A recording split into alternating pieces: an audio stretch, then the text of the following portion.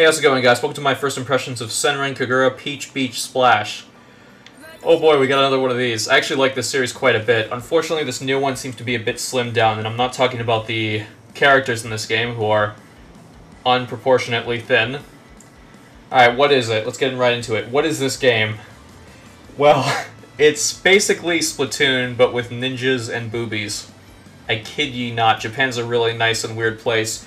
It's published by Marvelous and developed by Tamsoft and Honey Parade Games. The Japanese version came out March earlier this year, and this version, I believe, is coming out, well, by the time you see this video, due to a review embargo, it'll either come out after this video comes out, so the day after, or the day it's being uploaded. Can't quite remember which one, but anyway. So I believe this is the 5th major game in the series. There's like a cooking one, and there's a bunch of others, but the series has been known mainly for brawlers, Dynasty Warriors-esque arena-style combat games, and I liked the previous two a lot. Unfortunately, with this one, they've seemed to streamline it a little bit more, which is good, but they've removed a lot of the cool things that I liked about the previous game. So what we're going to do is we're going to talk about the options really quick here, and then we're going to get into a game. If you want to just skip to the gameplay, I'll leave a timestamp in the video, and you can check that out. But let's on over to the options menu, and then we'll talk about the elephant in the room, which is the DLC. Alright, so camera options. Pretty important in the third-person game, especially for a shooter with a lot of mobility. So here you don't have too many options. The controls in the game are mostly fine. They're pretty fun, pretty fluid. The game runs at an unlocked frame rate. You're not going to really get 60, but you're going to get above 30 for the most part, unless you have a lot of stuff on screen. I've never really seen it drop below 30. It's not gotten bad in performance, if that makes any sense, below 30. But the options could be a little bit more diverse. I would have liked to see a quick select option for certain guns, like you can customize the individual weapon that you have in the game, depending on what type it is, for its sensitivity, or just a way to quickly get into this menu from the game menu, something like that. But aside from that, you have a good amount of camera sensitivity, and you have inversion for your vertical and horizontal controls, which is nice. Controller bindings. This is great. They allow you to rebind every single button, which is awesome, and then you also have 3 controller types, which is really cool. Sound options, plenty of sliders, pretty much all the ones you need, and you have the option to change the narrator in the menus. So just pick your waifu and go. You degenerate. You sick degenerate. Anyway, stickers. I don't know why this is in the options, but hey, stickers, cool, yeah. And then you also have skins for, your little profile over here. Again, waifu selection, colors. Not bad. So overall, the options for just the basic controls are really good. But the options for, just the cosmetics and all the little extra stuff in the game that's not related directly to the controls or just the audio, I find it a bit lacking in this one. We'll get into that a little bit later. But for now, let's talk about the single player. So you have 3 options right here. You basically have the tournament mode, which allows you to pick, group of 5. You customize them with cards and guns, and you pick your waifu, whatever, and then you do some rounds, and then you get money for it. Paradise episodes. This is basically like the story mode, but with less production values. Sadly, it doesn't have any cutscenes or a lot of dialogue that features the characters on screen, a lot of emotions or anything like, emotes, I should say. You'll get what I'm saying in a bit when we dive into the story mode, which, by the way, is pretty much the highlight of the game. There's a very thin layer of plot to this game. It's mainly about the characters and the interactions. If you're familiar with typical seasonal moe slice-of-life anime, this game kind of follows that sense of humor where it's not exactly, really funny, and the thin plot doesn't help, but the character interactions are enjoyable enough. I'd say it's above average from typical, generic seasonal anime stuff. So if you're not into typical Japanese pop culture anime humor, you might not enjoy this game at all. Now, I would say, oh, you'd at least like it for the gameplay. I'd recommend getting one of the other games if you're just interested in gameplay, because that's my biggest problem with this one. It's fun, it's simplistic, it's enjoyable, there's a lot to like about it, but unfortunately, it suffers from just a lack of variety and just interesting mechanics, like the previous games had. So when you start the game off, you're going to have to go through a tutorial, which is fairly short, I gotta say. It's shorter than the previous titles, although it's still a little bit lengthy, and on rails you're going to have to be going through a lot of these dialogue segments that you're seeing here. The dialogue segments have been improved. If you hit the L1 button over here, you can get a good amount of controls. You can display the log of previously said lines. You can have a character repeat the line. You can fast forward, which is pretty cool. These, by the way, are what I mean by the cutscenes. The other mode that I was talking about, the side arcs, already forgot what it's called, but it doesn't really have these, unfortunately. You can also turn the subtitles off if you happen to speak Japanese, which I think is pretty cool. We're going to skip ahead of here, though. Alright, so all you really need to know is that a bunch of characters who happen to be booby ninjas get teleported to a special area in which they have to battle it out with super soakers, and the winner gets the prize of whatever they desire. This is all streamed over a service called NewTube. Yeah, I know. The characters, I think, are pretty cool, even though they're a bit tropey sometimes. The voice acting is nice, although if you're new to the series, you might find it a little bit grating at first because some of the pitches and the amount of dialogue can get overwhelming. And the dialogue, like I said before, is a bit above average. Alright, so let's talk about the gameplay. So you pick your character from a selection. So in this case, we are in the story arc for Crimson Squad, so we have to pick one of the characters from that story arc. I'm picking the best girl. Objectively the best girl. And you pick her weapon, your loadout of cards, and your loadout of skills. So your skills are basically, you know, special abilities, debuffs, area of effect attacks, you know, a variety of stuff. And these numbers at the bottom, you can basically use experience points to level them up. So at the top right there, you'll see like a number. This one's currently level 3. For the pets, it's basically the same thing, except you actually summon a physical thing that attacks or buffs or does, you know, whatever. So it follows you around. Then you have the weapon itself. So there's about 13 weapons, if I'm getting that right. Might be with or without DLC. The DLC store right now is currently closed for press. Can't really get into that, so I can't talk too much about that. But basically you have a variety of weapons to choose from here, as opposed to the previous games in which you picked a character and they have their own mood sets, they have their own skills, and we'll talk about when I think about that in a bit. But some of the weapons are pretty cool. So, for example, you have a grenade launcher in here. This has alternate fire. All these weapons have alternate fire. Some of them are like, you know, extra ammo versus extra damage. But this one is really cool. So when you fire a round off, you can either have it impact and explode, or impact and bounce off and then explode. So it's pretty cool. You also have, like, you know, a shotgun, an assault rifle, dual pistols, spray gun, the Gatling gun. Now, how you level these weapons up is you go hit triangle here, and when you win games, you get money, and you also get packs, and then those packs, you know, turn into cards. And when you get duplicates, depending on the rarity, you get experience points. So if you have a bunch of rare card duplicates, you get 5 experience points per rare card. Unfortunately, I haven't gotten any, so I only have these basic experience points. I like this system a lot better than most other games, like Halo Wars 2, where, okay, you get the gun unlocked, right? And then if you want to level it up, all you need to do is just get a bunch of duplicates, and you just throw all that into that one weapon. You don't have to wait for the exact gun card that you want again to level up. You just pump it in with experience points. It's a great system, and from what I understand, it's not too grindy either. I think there are microtransactions, but it's not as pronounced. We'll, again, talk about that a little later. I've kind of dwelled...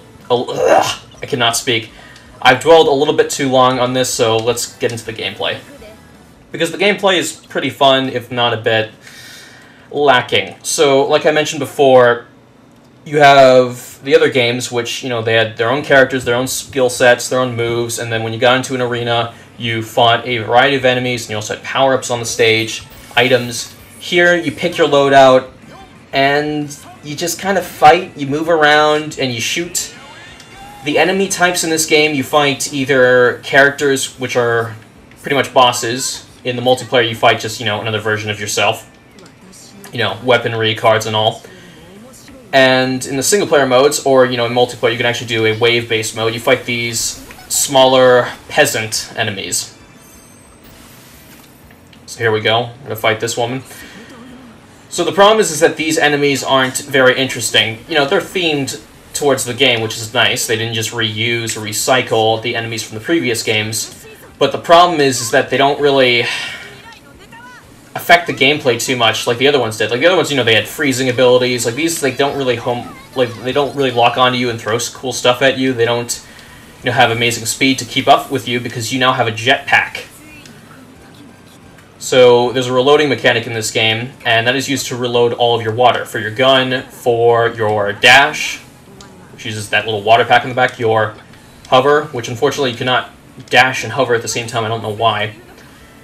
But that's pretty much your lot. You go around and you spray a bunch. You also have a lock-on mechanic, and of course, like I said, you have alternate fire. So here's your high-powered water gun attack, and then there's your extra ammo. This gun takes a while to reload, but it dishes out a lot of continuous damage. Now you're noticing there's a lot of AI going on right here. The previous one didn't really have too many AI friendly.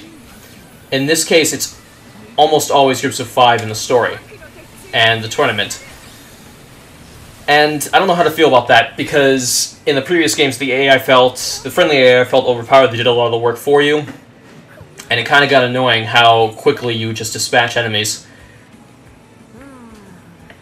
See that? I barely did anything, and I've already won, I think. The matches are pretty short, too, like 2-3 minutes long, and you know, at the beginning I showed you, like, oh, you have all these arcs, and then you have, like, this bonus set of side arcs. It's like, well, if every mission's, like, 3 minutes, it's going to take you less than 30 minutes per arc, so you're really only dealing with, like, 3-4 hours of content. This is a $60 game with DLC, paid-for DLC, and it's just really slimmed down. Now, a lot of people argue, okay, they have less content, but they have more memorable, valuable content, right? And I'd say, well, no, you know, you do have 13 fairly well done guns in this game with their own alternate fire modes, but I would argue that the systems in previous games where you had one character that you would pick, you know, one personality who had all these special abilities was better, because you had all these combos. It just doesn't work too well as a third-person shooter. Just gonna skip this here. We'll get into a tournament mode. So you get an S rank. You get a pack of cards. If you increase the difficulty, you'll get more cards, more rewards, stuff like that. Oh, this is a rare one? Oh, that's cool. I do like this aspect, you know, that gives you a lot of rewards right away. Unfortunately, you know, a lot of these are common stuff I already have. It's very easy to just rack up duplicate cards. You get some money, and you can buy cosmetics in the store, which we'll check out now before doing the tournament mode. So, like I said, previous games, a lot more content. You had more variety in characters. You had more memorable moments in interactions between the characters. Here, it's just so plain and meh. Like, again, it's above average, but in comparison to the previous games, it just feels like a step back. And what's worse is that, you know, they cut down a lot in terms of, you know, like, stuff you can buy, how much everything costs. It's, you know, there's not a lot of customization like the previous games had. And some people say, you know, it's just about the characters, right? And like, well, that's not how I see it. I see it for the gameplay. The previous games, you know, they were repetitive by nature, but they had a lot of variety to them. Dynasty Warriors is a good example of a game series that has a lot of repetitive moments, but it's enhanced by a great soundtrack, over-the-top dialogue, objectives, a variety of characters with their own skills, and weapons. And then you have Senran Kagura, which is more of a slimmed-down, titty version of that, true, but you still have amazing music. You have some really fun combos, arguably better than Dynasty Warriors because of the mobility. And here, and you know, a good variety of enemies, really good. But here it's like, okay, we kind of slimmed the enemy variety down. We didn't put any interesting stages or power-ups in here. There was a couple cool stages, but there's no power-ups to mix it up. And they just said, okay, $60 now, please. It's like, no. No. If the multiplayer in the US turns out being, like, you know, really good, like, oh, they add a bunch of, you know, clans and, you know, replay systems and all this stuff, that'd be neat. But I still don't see the value, even with all that, in a $60 game like this. Because when you have a very short campaign and very basic mechanics, it overall, you know, tones down on the value proposition here. Again, it's a good game, but I don't think it's worth $60. It's, you know, it should have been released, you know, digital only, 20, 30 bucks. You know, here's a throwaway single-player campaign that's pretty cool, and then here's a multiplayer that will be improving with all the DLC that we sell. But yeah, you know, customization, just like the previous games. You also have like a little area where you can customize all your characters because, you know, you're all degenerates. Yeah, here we go. Hear that music? Yep.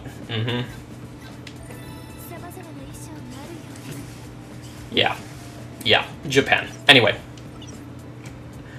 I've talked about it in length in previous videos. You want to check out that. There's plenty of horrible videos online, I'm sure. So you have a training mode, you have your multiplayer mode over here, which, like I said, is not too bad. You know, you've got your co-op survival mode, which is pretty cool. Unfortunately, I don't have a PlayStation Plus account, so I can't show you anything. So we're just going to do the tournament mode, because there's a couple of mechanics that aren't really shown in the single-player mode. So if you do these tournaments, you basically get, you know, as you progress, more and more stuff. There's two types of currencies. There's the Zenny, and then there's the medals. The medals you get from, like, higher-level play in the single-player mode, like harder difficulties, or, you know, tournament, or if you're playing online. So that's how you get that. Unfortunately, I cannot show that. I hear the grind, when it came out in Japan at least, wasn't too bad, though. Alright, let's pick a character. And let's actually pick a different one. Let's pick that grenade launcher.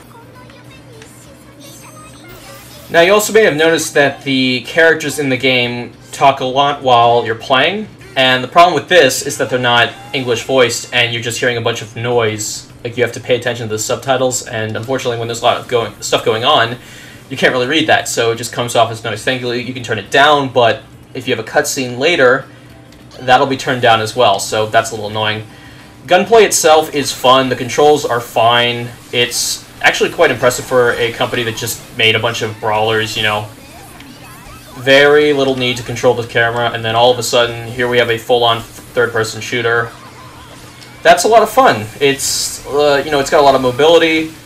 If you've played Recore, that obscure Xbox One title, you know, the jumping around, the jetpacks, it kind of plays like a slower version of that. Unfortunately, the game runs at an unlocked frame rate, not 60, but it is better than 30. It doesn't really hit 60 too often, and when you have a lot of characters on the screen, yeah, it can get pretty crazy. Oh, can we do a finisher? Yeah, there we go. So, yeah. So if you knock down someone by eliminating all their health, you can spray them, and if you hit them enough in a certain spot, they'll lose parts of their clothing. Because, of course, you know, Japan. And they can do that to you, so you gotta watch out. You can also revive your teammates. Or you just keep doing this for points. You can kind of block here, which is cool. Ah, jeez. So when you lose 3 lives, 3 bars of health, it's basically game over. There aren't really any power-ups to increase your health, or, well, on the stage at least. When you lose a certain amount of health, you get a shield, which is nice. I think one of the problems is that it can kind of get chaotic because you have lock-on and everything, so a lot of players will pick a lot of spray guns and just, like, you know, go ham, run around, and it can be very easy to just get comboed and just knocked silly and destroyed. So I think that's why they included that shield system and the ability to just kind of recover, you know, have an extra life. In this match in particular, it's played by knockdowns and, you know, takeouts. And there is a respawning system, which is cool. So in this case, you know, you have 1 life, but in other modes you might have, especially in single player, you might have 3 lives. So, you know, you lose 1, it's like not too big of a deal, but then, you know, you lose the other 2, you get knocked out. Here you just come back, but it counts as a point against your team. So I believe that's... Oh, no, we're good. We're good.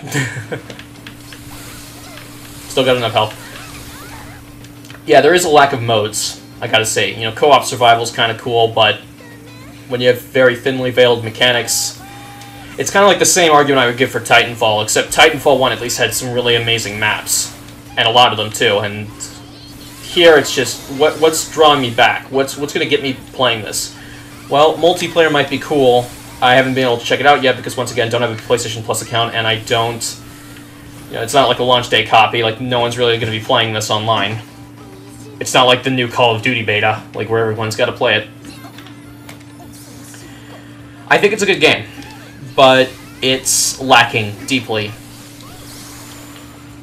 $60 is just too much. I'd wait for the PC version, because it's probably going to come onto that platform, although I would also wait for a video talking about, like, if it's a good PC port, because they've added a whole set of, third-person aiming controls, which might translate great or poorly into the PC version. You'd think it would translate good because, oh yeah, mouse and keyboard, but that's not always the case. Lots of mouse acceleration can ruin a game like that. But yeah. It's okay. It's fine. There's nothing inherently offensive, aside from the obvious, or really wrong about it.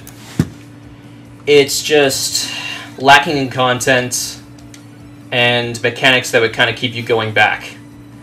I do like the card system. I think it's kind of cool, even though I think it can get one-sided. One player just constantly grinds cards and just has flat-out better weapons. That's going to be an issue. It's easy to grind, but that doesn't necessarily mean it's going to be fun. Characters alright, dialogue's above average, story is thinly veiled. It's okay. I'm a little disappointed, though. Anyway, guys, thank you very much for watching. Hope to see you next time. I'm out.